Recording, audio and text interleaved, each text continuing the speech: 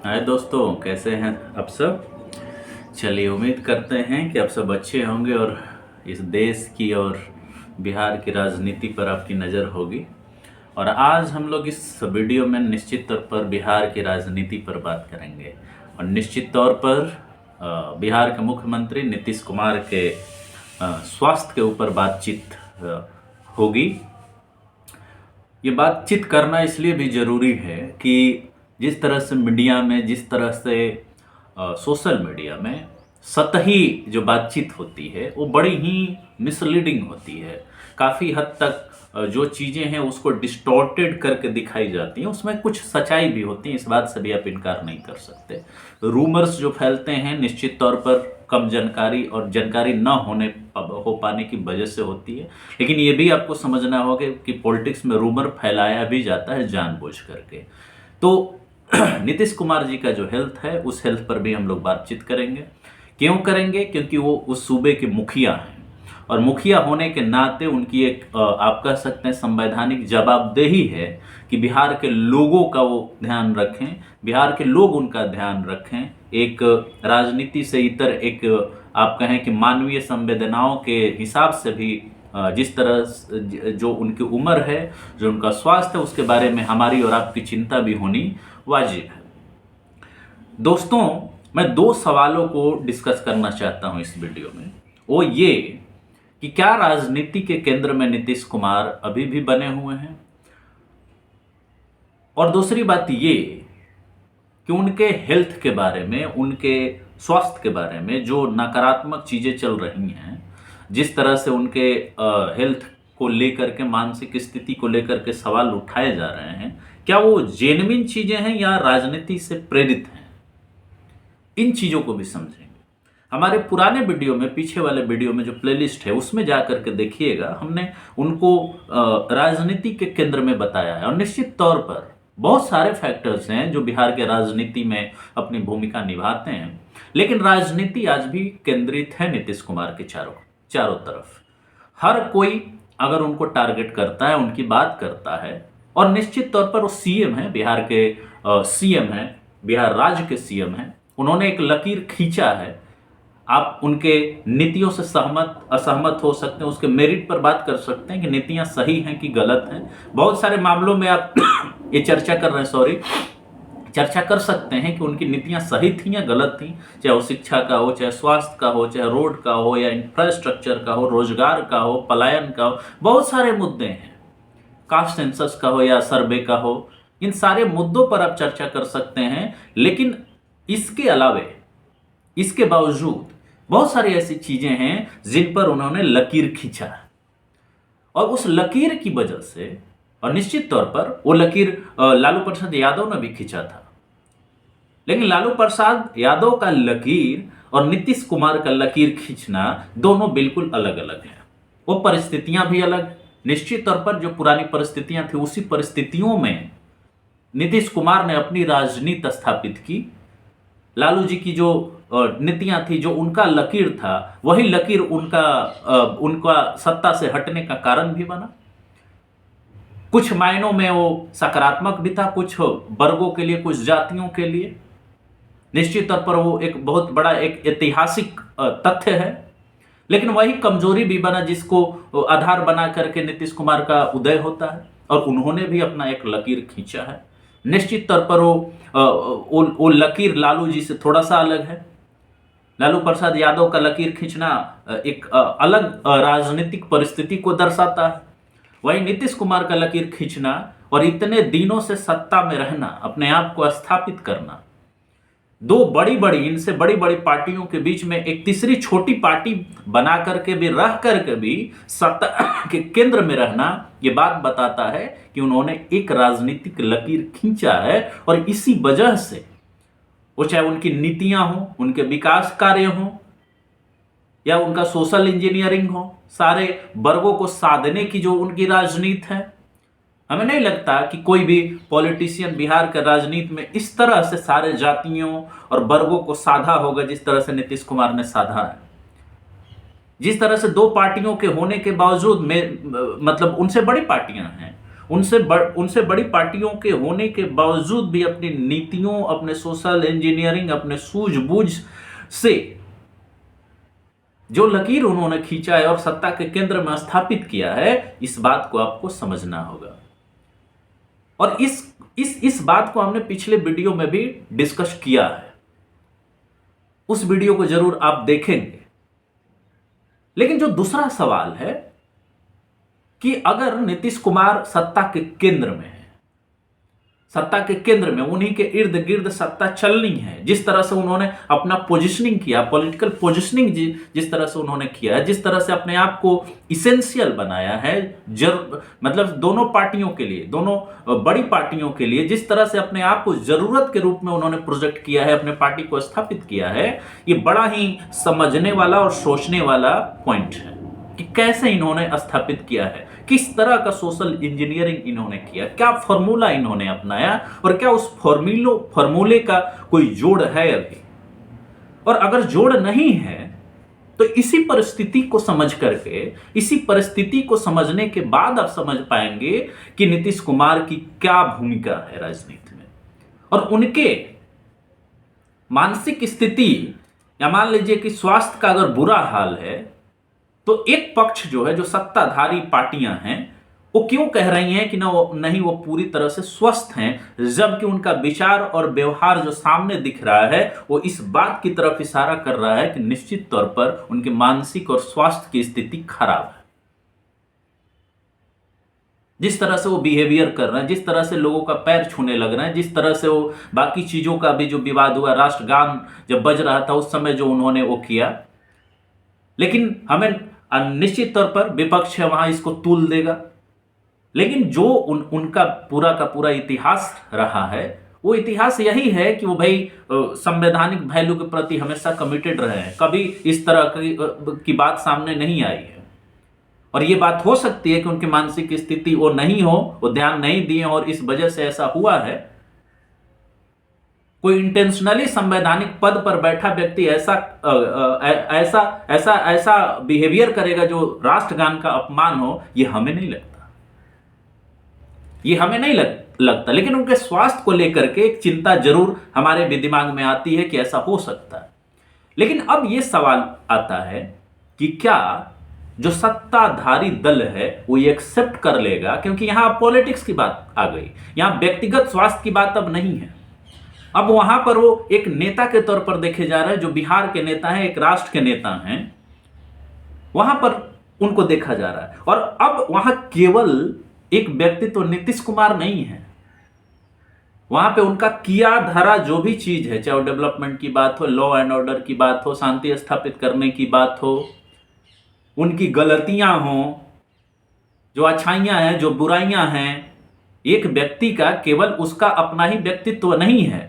इन 75-76 सालों में उन्होंने जो संघर्ष किया है, जो लड़ाइयां लड़ी है, जो राजनीतिक जीवन उनका रहा है, जो व्यक्तिगत जीवन रहा है, समाज के लिए जो उनका कार्य रहा है, राज्य के लिए जो कार्य रहा है, राष्ट्र के लिए जो कार्य रहा है, उन सारी चीजों को अगर एक साथ टोटलिटी में आप देखिएगा तब उनका व्यक्तित्व सामने आता है नीतीश कुमार का। और जब वो व्यक्तित्व सामने आता है, और आप जानते हैं कि उसी व्यक्तित्व की वजह से बिहार की राजनीति के केंद्र में वो हैं, तो क्या सत्ताधारी दल, क्योंकि चेहरा तो वही है, कि ये तो वही हैं, उन्हीं के नेतृत्व में सब हुआ है, और अगर 25 में चुनाव है तो चुनाव किनके कार्यों का नाम लेकर के लड़ा जाएगा? निश्चित तौर पर वो है नीतीश कुमार। और अगर नीतीश कुमार ही वो पॉइंट हैं जिनकी वजह से ये लकीर खींचा गया है बिहार के अंदर, राजनीति का लकीर, सोशल इंजीनियरिंग का लकीर, विकास का लकीर, प्रशासन का लकीर, उनका जो लोगों के साथ मिलने का जो तौर तरीका है, जिस तरह से वो कैंपेन लॉन्च करते हैं, प्रगति यात्रा करते हैं, जनता दरबार लगाते थे, इस तरह की जो भी कार्य विधि उनकी रही है, वो ये बताती है कि पिछले उनके कार्यकाल के दौरान 2005 से लेकर के अभी तक सत्ता के धुरी में वो हैं, और उनके चेहरे के बिना चुनाव नहीं लड़ा जा सकता। तो ये मैसेजिंग तो करना होगा ना, ये प्रोपेगेंडा बिल्ड तो करना होगा ना कि नीतीश कुमार पूरी तरह से स्वस्थ हैं, और ये हो रहा है। सत्ता पक्ष ये कभी एक्सेप्ट नहीं करेगा क्योंकि उसका गलत मैसेज जाएगा, और निश्चित तौर पर इसको जो विपक्ष है भुनाएगा, और भुना रहा है, इसमें कोई बुरी बात नहीं। अब आता है इस बात का एनालिसिस होना या करना कि क्या सच में अगर ऐसा है तो इसके पीछे कौन है। ये हम भी नहीं जानते और ना आप जानते हैं। ये भी बात सच है कि उनके बेटा हैं, उनके परिवार के लोग हैं। बहुत सारे कंस्पिरेसी थियरी भी चल रही है कि कुछ मिनिस्टर्स हैं जो उनको पूरी तरह से कंट्रोल किए हुए हैं। वो नहीं चाहते कि नीतीश कुमार राजनीति से रिटायर हों, और ये बहुत ही कॉमन बात है कि पार्टी के अंदर भी डिफरेंट टाइप के फैक्शंस होते हैं। वो फैक्शंस, कोई फैक्शन ये चाहता होगा कि नीतीश कुमार राजनीति से रिटायर हो जाएं, उनके बेटा आ जाएं, क्योंकि उनका इंटरेस्ट वहां पर है। वो वेस्टेड इंटरेस्ट कैसे ऑपरेट होता है ये आपको समझना होगा। कुछ लोग ये सोचते होंगे कि आज राजनीति में पार्टी में उनकी कोई नहीं पूछ रहा है, तो शायद उनके बेटे निशांत कुमार आ जाएंगे तो हमारी वेटेज बढ़ जाएगी। कुछ पुराने लोग होंगे जो नीतीश कुमार के चेहरे के बदौलत सारा उनका अपना राजनीति का खेल चल रहा है। अगर नीतीश कुमार हटे तो उनकी पूरी राजनीति समाप्त हो जाएगी। तो वो तो चाहेंगे ना कि वो बने रहें, वो तो चाहेंगे ना कि वो बने रहें। तो ये संभावना भी हो सकती है, ये जेन्युइन एक बात हो सकती है कि वो बीमार हैं, लेकिन कुछ लोग नहीं चाहेंगे कि वो हटें, क्योंकि उनके चेहरे के नाम पर ही उनकी पूरी राजनीति की दुकान चल रही है। दुकान नहीं भी अगर निगेटिव सेंस में कहें तो उनका वेस्टेड इंटरेस्ट होगा, अपना इंटरेस्ट होगा, जिनकी वजह से वो राजनीति में स्थापित हैं। बहुत सारे जदयू के ऐसे नेता हैं जो मास लीडर नहीं हैं। बिना नीतीश कुमार के उनका पूरा राजनीतिक करियर खत्म हो जाएगा, उनके बेटा बेटी का करियर खत्म हो जाएगा। तो क्यों वो चाहेंगे कि नीतीश कुमार का नाम या नीतीश कुमार जो केंद्र में बने हुए राजनीति के वो हट जाएं? वो नहीं चाहेंगे। दूसरा धड़ा ये चाह सकता है कि वो हटें, इस तरह का प्रोपेगेंडा, इस तरह का नेगेटिव वो बने तो उनको हटाने का बात हो।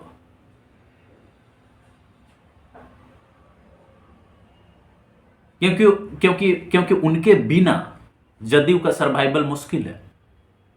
दूसरी बात ये कि आप जानते हैं कि जदयू ठीक है, एक विचारधारा की बात कही जाती है, वो सोशलिस्ट लीडर रहे हैं। बाकी सोशलिस्ट राजनीति करते हुए जो व्यवहारिक राजनीति है, जो प्रैग्मेटिक पॉलिटिक्स है, अलायंस बनाने का politics, electoral politics, social engineering का पॉलिटिक्स, उसमें भी वो माहिर हैं। उनके बिना उनकी पार्टी कुछ नहीं है।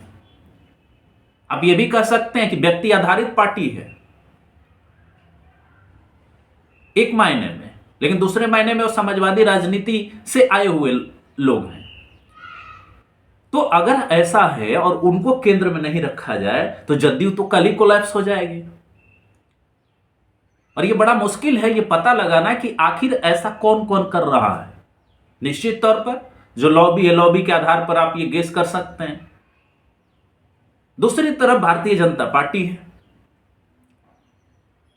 जिसने कभी अपना एक नेता नहीं खड़ा किया और न कर पाया, और नीतीश कुमार का नाम लेकर के ही वो चुनाव जीतती रही है। नीतीश कुमार के ही गठबंधन से वो हमेशा गठबंधन करती रही है। हम 2005 से पहले की बात नहीं कर रहे हैं, जब जनसंघ था या भारतीय जनता पार्टी बनी, उसकी हम बात नहीं कर रहे हैं। तो कहने का मतलब यह है कि भारतीय जनता पार्टी क्या चाहेगी कि नीतीश कुमार का नाम जो है पर डाउट हो, उनके हेल्थ को इशू बना करके उन पर डाउट हो, क्योंकि ये डाउट होगा तो जनता के दिमाग में डाउट होगा। सबसे बड़ा एलिमेंट यही है, सारे पार्टियों का टारगेट यही है कि नीतीश कुमार का अगर इमेज डैमेज किया जाएगा तो वोट कितना टर्न होगा हमारे फेवर में। अगर उनका इमेज डैमेज करने से किसी पार्टी को फायदा होगा तो वो डैमेज करेगी। अगर उनके स्वास्थ्य को सही बताने से किसी को वोट अर्न हो रहा है तो ये बताने की वो कोशिश करेगा कि जदयू में सब ठीक है, नीतीश कुमार जी स्वस्थ हैं, मेंटली फिजिकली सब फिट हैं शासन संभालने के लिए। और भारतीय जनता पार्टी के जो नेता हैं, बहुत सारे नेता ये कहते हैं कि नीतीश कुमार जी के नेतृत्व में चुनाव लड़ेंगे, वही मुख्यमंत्री के चेहरा हैं। कुछ लोग इससे अलग भी अपना विचार रखते हैं और विचार देते हैं। पब्लिकली विचार देना अलग है और प्राइवेटली क्या वो लोग चाह रहे हैं, ये बात बिल्कुल अलग है। और इस दोनों बयान में बड़ा फर्क है कि उन्हीं के नेतृत्व में चुनाव लड़ा जाएगा और उन्हीं को सीएम, नेक्स्ट सीएम का पद दिया जाएगा। इस माइन्यूट डिफरेंस को समझिए। ये कहना कि वही सीएम उन्हीं के नेतृत्व में चुनाव लड़ा जाएगा, इसका मतलब ये भी हो सकता है जैसे महाराष्ट्र में हुआ कि एकनाथ शिंदे के नेतृत्व में चुनाव लड़ा जाएगा, उन्हीं के कार्यों के आधार पर चुनाव लड़ा जाएगा, लेकिन जब सीट भारतीय जनता पार्टी को ज्यादा आ जाएगी, अधिक आ जाएगी, तो इसी निगेटिविटी का इस्तेमाल करके, इसी स्वास्थ्य के बात को आगे ला करके उनकी बलि दे दी जाए, उनको पोस्ट से हटा दिया जाए। तो कहने का मतलब और ये कहना कि वही नेक्स्ट सीएम के चेहरा हैं, ये बात कहना और ये बात कहना दोनों में फर्क है। तो भारतीय जनता पार्टी का जो केंद्रीय लीडरशिप है वो कुछ नहीं कह रहा है। राज्य स्तर के जो नेता हैं, चाहे उप मुख्यमंत्री माननीय सम्राट चौधरी जी हों या भाजपा के प्रदेश अध्यक्ष दिलीप जायसवाल जी हों, उनका कहना है कि हम इन्हीं के नेतृत्व में चुनाव लड़ेंगे। दबे जुबान से ये भी कह रहे हैं कभी कभी कि यही सीएम के चेहरा होंगे, सीएम पोस्ट के 2025 के चुनाव के बाद यही चेहरा होंगे, यही सीएम होंगे। बजाबते नीतीश कुमार के जो बेटे हैं उन्होंने तो डिमांड कर दिया कि भाजपा और एनडीए गठबंधन उन्हीं को अगला सीएम घोषित करे कि अगर चुनाव जीतते हैं तो वही सीएम बनेंगे। और भारतीय जनता पार्टी, अब जानते हैं एनडीए गठबंधन में सबसे बड़ी पार्टी है, क्या वो सीएम नहीं चाह रही होगी? बहुत सारे छोटे छोटे नेताओं के जो विधायक हैं उनका बयान आते रहता है कि भारतीय जनता पार्टी अपना सीएम बनाएगी। तो भाई अगर भाजपा को चुनाव जीतना है तो वो किसका नाम लेगी? तो क्यों बोलेगी अभी चुनाव से पहले, चुनाव के रिजल्ट से पहले कि नीतीश कुमार अस्वस्थ हैं? वो तो मौका उठाएगी ना। चुनाव तो भाई रणनीति से ही लड़ा जाता है। ये देखा जाता है कि किसी को कुछ कहने से हम कितना गेन कर रहे हैं, वोट शेयर या वोट परसेंटेज या वोट नंबर्स, और किसी के क्रिटिसाइज करने से, उस पर डाउट उठाने से हम क्या। और निश्चित तौर पर यह गठबंधन धर्म भी है कि भाई नीतीश कुमार के स्वास्थ्य पर कोई सवाल उठा रहा है तो उसको काउंटर किया जाए।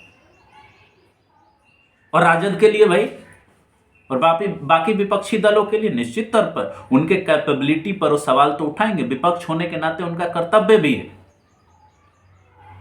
कि उनके कैपेबिलिटी पर वो सवाल उठाएं। जिस तरह से लॉ एंड ऑर्डर का सिचुएशन पटना में, जिस तरह से अपराध हो रहे हैं, जिस तरह से डॉक्टर, हॉस्पिटल वाले को मार दिया जा रहा है, कहीं और किसी को मारा जा रहा है, मतलब हर जगह ये चल रहा है। तो कहने का मतलब ये है कि क्या आरजेडी के क्रिटिसाइज करने से उसका वोट शेयर नहीं बढ़ेगा? बिल्कुल हो सकता है कि भाई कैपेबिलिटी तो किसी भी व्यक्ति की देखी जाती है ना। नीतीश कुमार एक अनुभवी नेता है, लेकिन जिस तरह से बिहेवियर वो कर रहे हैं, राजद के लिए ये बहुत बड़ा मौका है, महागठबंधन के लिए बहुत बड़ा मौका है, तेजस्वी प्रसाद यादव के लिए बहुत बड़ा मौका है। और वो बार बार कहते भी हैं कि चाचा का स्वास्थ्य ठीक नहीं है, बिहार को वो हैंडल नहीं कर पा रहे हैं, उनको त्याग देना चाहिए गद्दी, निशांत को आना चाहिए। लेकिन दोस्तों एक बात ध्यान रखिएगा और ये बात समझने की भी जरूरत है कि नीतीश कुमार का जो अनुभव है वो अनुभव तेजस्वी के पास नहीं है। निश्चित तौर पर वो उप मुख्यमंत्री रहे हैं, उनके पिताश्री मुख्यमंत्री रहे, उनकी माताश्री मुख्यमंत्री रही, परिवार का पूरा लिगेसी राजनीतिज्ञ का है। निश्चित तौर पर वो पद संभाल सकते हैं मुख्यमंत्री का, इस बात में कोई डाउट नहीं है। लेकिन जो अनुभव नीतीश कुमार का है वो अनुभव उनके पास नहीं है। नीतीश कुमार के पास अब अनुभव है, एक स्थापित उन्होंने व्यवस्था अपनी क्रिएट की है, एक ऑरा उन्होंने क्रिएट किया है, एक सिस्टम क्रिएट किया है, शासन करने का, प्रशासन चलाने का तौर तरीका उन्होंने डेवलप किया है।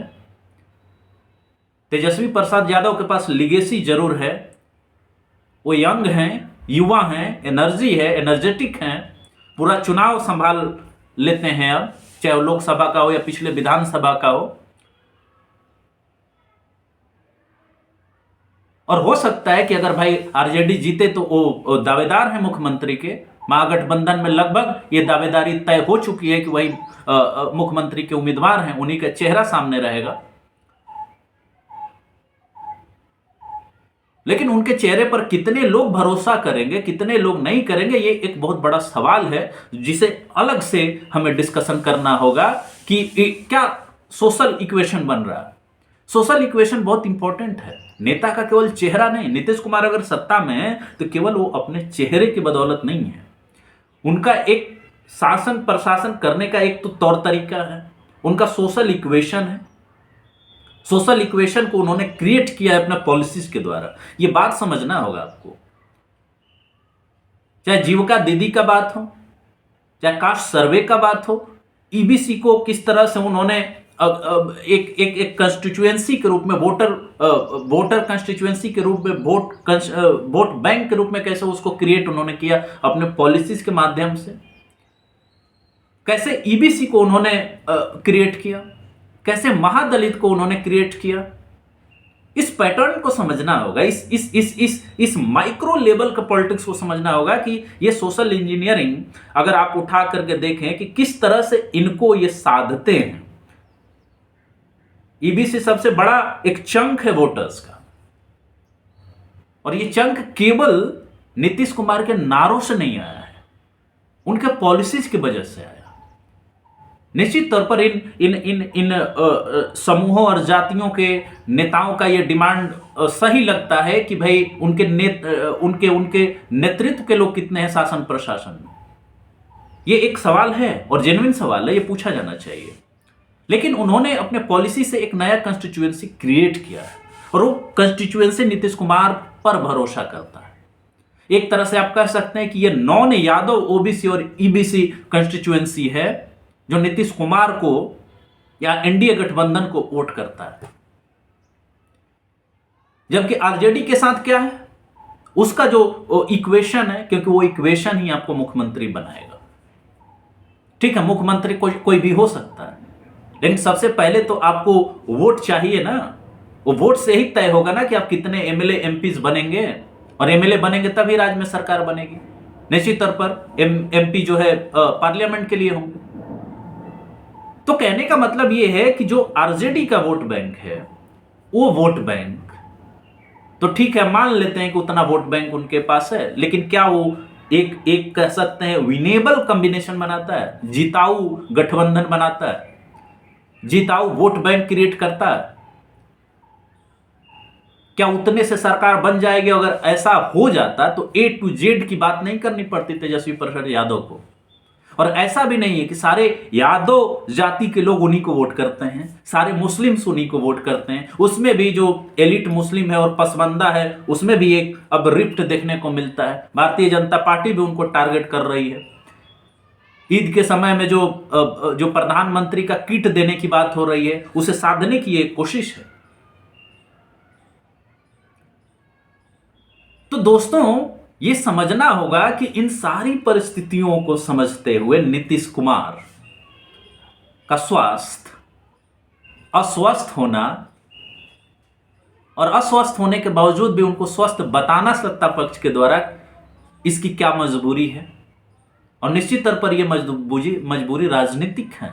2025 है, सामने चुनाव है। हो सकता है 2025 के बाद वो लोग भी बोलने लगे, शायद वो रिटायरमेंट भी ले ले, लेकिन लगता नहीं। राजनीति में ये प्रेडिक्शन करना बड़ा मुश्किल है। हर कोई चाहता है कि हम सत्ता पर बैठे रहें, और निश्चित तौर पर विपक्ष भी कहेगा, और उसके लिए भी वो सत्ता के केंद्र में है, उसे सत्ता हासिल करनी है और सत्ता पक्ष को सत्ता बनाए रखनी है। इसलिए नीतीश कुमार जरूरी है। तो पक्ष हो या विपक्ष, दोनों के लिए नीतीश कुमार रिलेवेंट है। अगर दोनों को सत्ता से रिप्लेस करना है, क्योंकि वही सत्ता में है ना, तो उनको रिप्लेस करना है, तो उनके बारे में नकारात्मक बोलिए। जो विपक्ष है वो चाहेगा कि उनके बारे में हम ऐसी बात कहें जिससे उनके ऊपर का जो भरोसा है जनता का, वो हटे। और जो सत्ता पक्ष है वो चाहेगा कि ये भरोसा बना रहे। तो दोनों की अपनी अपनी उपयोगिता है, और उस उपयोगिता के लिए नीतीश कुमार का नाम लेना बड़ा जरूरी है। तो दोस्तों, उम्मीद करते हैं कि आप नीतीश कुमार की उपयोगिता पक्ष के लिए भी और विपक्ष के लिए भी, सत्ता पक्ष के लिए भी और विपक्ष के लिए भी आप समझेंगे, और शायद इसीलिए इतनी नीतीश कुमार की चर्चा भी है और होनी भी चाहिए। एक मानव होने के नाते, एक मानवीय सद्भावना के नाते उनका स्वस्थ रहना बहुत जरूरी है। वो स्वस्थ रहे, राजनीति में रहें या ना रहें, वो स्वस्थ रहे, उनको स्वास्थ्य लाभ मिले, उनका लोग ध्यान दें, जो पार्टी के लोग हैं, उनके परिवार के लोग हैं। ये हमारी शुभकामना है, हमारी अपेक्षा है। और इसी के साथ मैं अपनी बात को समाप्त करता हूं। अगर वीडियो आपको अच्छा लगे तो हमारे वीडियो को लाइक करें, शेयर करें, कमेंट करें, सजेशन दें, और हमारे चैनल को मजबूत करें। निश्चित तौर पर आपके लाइक और सब्सक्राइब से होगा। तो इसी उम्मीद के साथ मैं अपनी बात को समाप्त करता हूं। नमस्कार, धन्यवाद, जय हिंद, जय भारत, जय बिहार। धन्यवाद।